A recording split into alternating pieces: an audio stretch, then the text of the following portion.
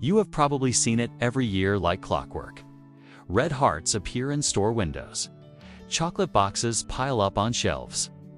Flower prices mysteriously triple overnight. And suddenly, everyone is asking the same slightly nervous question.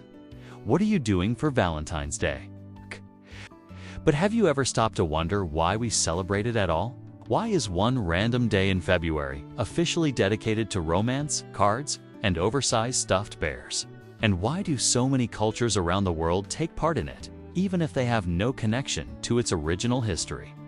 By the end of this video, you will know exactly where Valentine's Day came from, how it changed over time, and why we still celebrate it today, even if most of us have no idea why.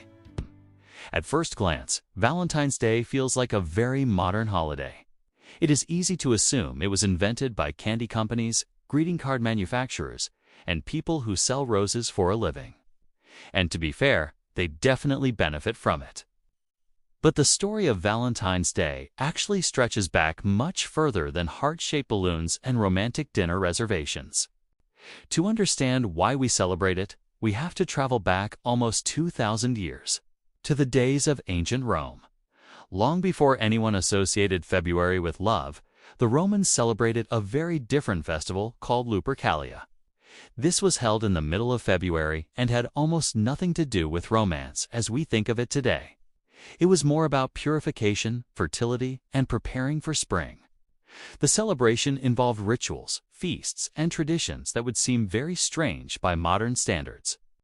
In other words, it was less candlelit dinner and more ancient festival chaos. But the timing of Lupercalia planted an important seed. It connected the middle of February with themes of fertility and relationships. Around the same period, Christianity was spreading through the Roman Empire. And this is where the name Valentine enters the picture. According to tradition, there was a Christian priest named Valentine who lived during the 3rd century. The exact details of his life are a little fuzzy because history from that time can be frustratingly unclear. But the most popular version of the story says that Emperor Claudius II had banned young men from getting married. He believed single men made better soldiers. Valentine supposedly thought this was unfair and secretly performed marriages for young couples. When the emperor found out, Valentine was arrested and eventually executed.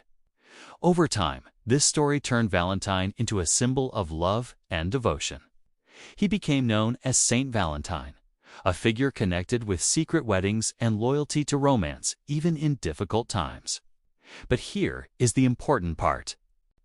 None of this automatically created a holiday. For centuries, Saint Valentine was simply one of many religious figures honored by the Church. There was no major festival of cards, candy, or romance attached to his name. The real transformation happened much later, during the Middle Ages. In medieval Europe, people began to associate the middle of February with the start of the bird mating season. Poets and writers noticed that around this time of year, birds seemed to pair off and prepare for spring. This led to the romantic idea that February was naturally connected to love. Writers like Geoffrey Chaucer helped popularize the idea by linking St. Valentine's Day with romantic courtship in their poems and stories. Slowly, the holiday began to change shape. Instead of being a religious observance, it started to become a day connected to affection and relationships. By the 1400s and 1500s, people in England and France were already exchanging small love notes and tokens on Valentine's Day. These early Valentines were simple, often handwritten messages rather than the glossy cards we know today. But the basic idea was there. One day out of the year, set aside to express feelings that might otherwise go unspoken.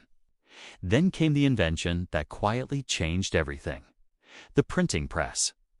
Once it became easier and cheaper to mass-produce paper goods, Valentine's Day exploded in popularity. By the 1800s, printed Valentine cards were being produced in huge numbers. Instead of writing long personal letters, people could buy beautifully decorated cards with poems and illustrations already inside. This made the holiday more accessible and far more widespread. Around the same time, traditions like giving flowers and chocolates began to take hold. Roses had long been associated with romance and beauty, so they became the obvious Valentine's gift. Chocolates joined in because they were seen as luxurious, indulgent, and a little bit special. What started as a simple exchange of notes slowly turned into an entire industry built around grand romantic gestures. By the time the holiday reached the United States in full force, it had become less about saints and medieval poetry and more about celebrating relationships. Companies quickly realized there was enormous potential in encouraging people to buy gifts for the people they loved.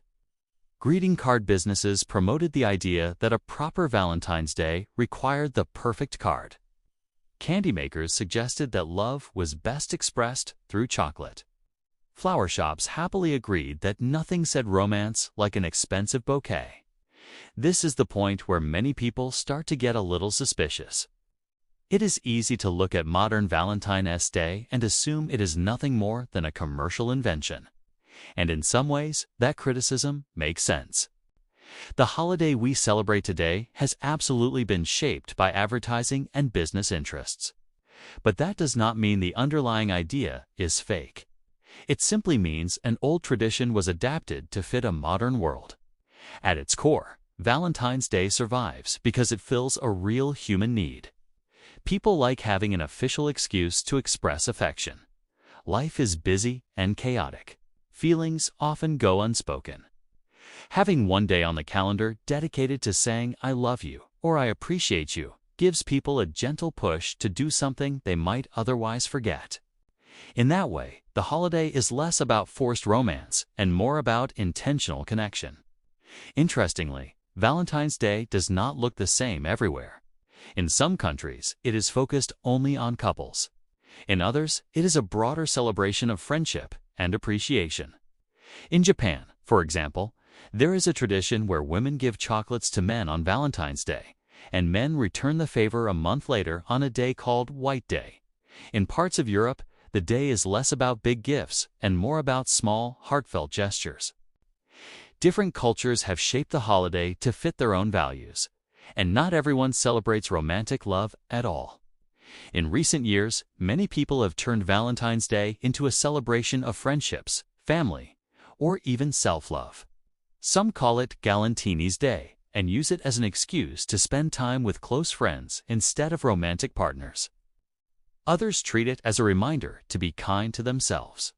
The holiday has become flexible enough to mean different things to different people. So why do we celebrate Valentine's Day today?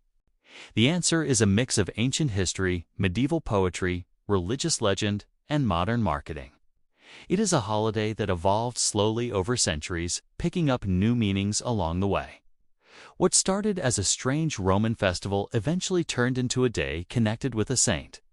That day inspired poets. Those poems inspired traditions. Those traditions inspired businesses. And businesses helped spread the holiday around the world. But underneath all the layers of history, the basic idea has stayed surprisingly consistent. Humans want connection. We want excuses to tell people that they matter to us. We like having special moments set aside from ordinary life. Valentine's Day gives us a structured way to do that. Even if it sometimes comes wrapped in cheesy cards and overpriced flowers. The funny thing is, most of the people celebrating Valentine's Day have no idea about any of this background. They do not think about ancient Rome while buying a box of chocolates. They are not picturing medieval poets while making dinner reservations. And yet, they are participating in a tradition that has been slowly building for nearly 2,000 years. That is a pretty impressive lifespan for a holiday. Of course, you do not have to love Valentine's Day to understand why it exists. Some people enjoy it, some people ignore it. Some people openly complain about it every single year. But even the people who dislike it are still reacting to the same basic idea. A day that asks us to think about love on purpose. And maybe that is the real reason Valentine's Day continues to survive, no matter how commercial it becomes. It reminds us that relationships need attention. Feelings need to be expressed. Appreciation should not always be assumed. Whether it is through a grand romantic gesture, a simple card, or just a thoughtful message, the holiday encourages people to say the things they sometimes forget to say. So here is a question worth thinking about.